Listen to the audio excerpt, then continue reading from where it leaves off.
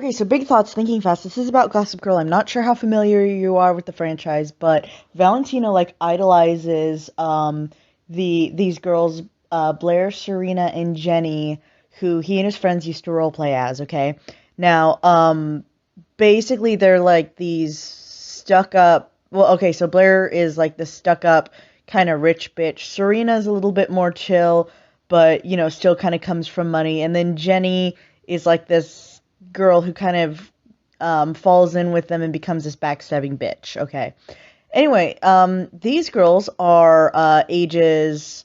Well, Jenny is 14 in season one. The other girls are 16. Um, but like on average, we're gonna say they're about 16 or 17.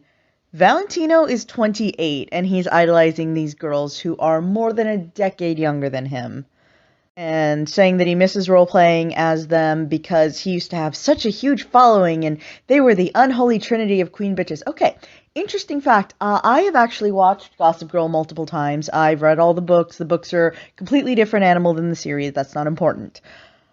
The thing is that the girls with the money who are always like throwing their weight around and their power and all of that and playing these manipulative games, they are not actually the ones driving. Okay, so they're driving most of the conflict, but they are not actually the ones controlling things as much as they think they are.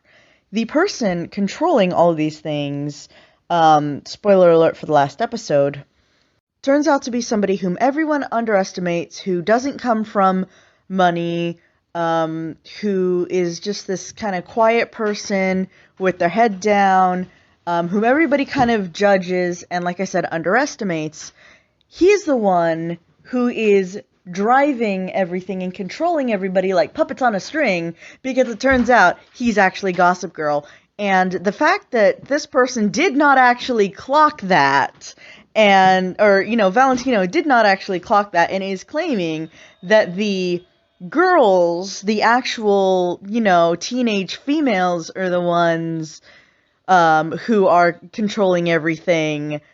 That is a severe misread, bruh. So the person that somebody should be watching out for isn't the one making grandiose threats, flaunting their money and throwing their weight around. It's the quiet, nice-seeming person, or at least the person that, like, the narrative wants you to believe is a nice person, in the context of the show, who everybody finds out at the end was the mastermind all along, but didn't actually say anything, didn't actually threaten anybody. Just turns out they were the one running things behind the scenes. And also, I think it's appropriate that he idolizes characters like Blair Waldorf and, from Cruel Intentions, Catherine Mertoy, who completely get their asses handed to them by characters who are, like, not thought of as powerful. Like, the person to take Catherine down was Annette, because Sebastian gave Annette his diary, and then Annette made photocopies of it and had them distributed throughout the school. And then Cecile, the other person that Catherine was plotting against for the entire movie, was the one that handed Catherine her copy. So it was like the innocent, virginal characters who like teamed up against the cruel, queen bee type and kind of won the day in the end. So I watched it because I read all the books when I was in high school, and it came out around the time when I was the same age as the characters. So for me at that time, it was age appropriate, and I kind of came of age with the characters. And then I've rewatched it a few times. I'm actually rewatching it right now. There are some likable characters and some good messages, but the what Valentino is taking away from it is not actually like the point of it. You know what I mean? Like, he's idolizing the girls prior to their character development. In Jenny's case, after her character derailment, and then she just her character ends up leaving because the actress had some conflicts with her music and all that. For some people, it's about nostalgia, and for some people, it's about escapism.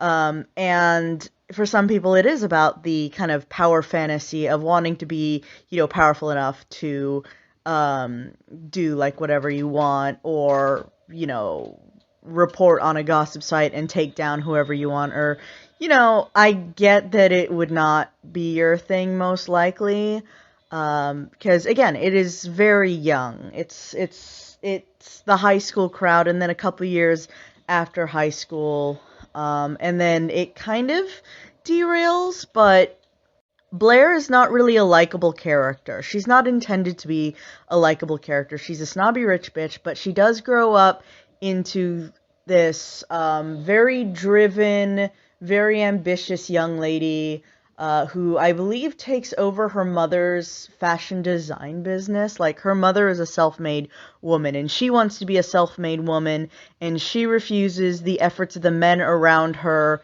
to pay for her lifestyle, because she wants to be able to do that herself. And that's something that I really like about her, but that is not what Valentino is getting out of that character.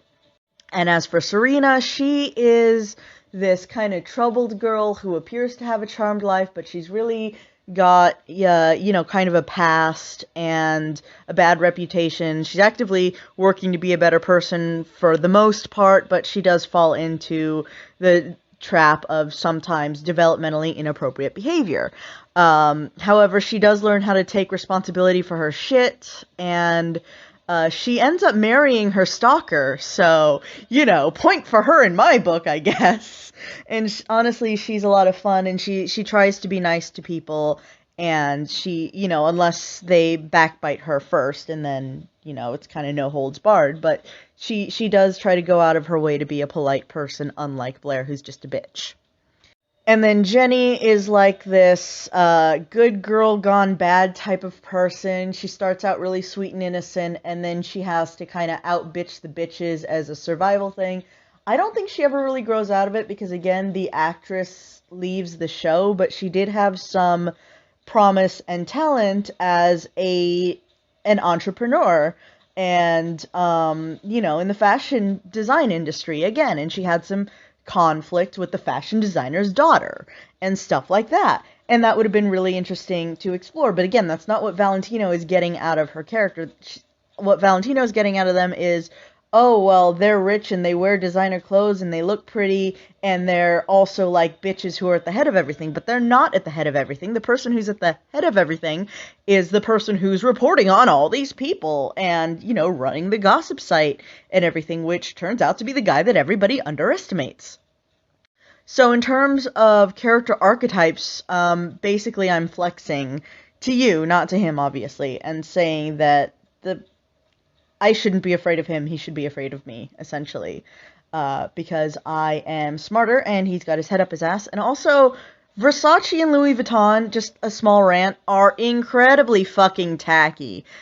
Like, they're famous names, but oh god, if I was going for like a rich persona, I would not choose those brands. And he's like name dropping them and all of that, and it's so just like fucking Valentino the character rolls up into Dorian's grey room wearing a Versace shirt that he opens to expose his pierced nipples. That is trashy as fuck, dude.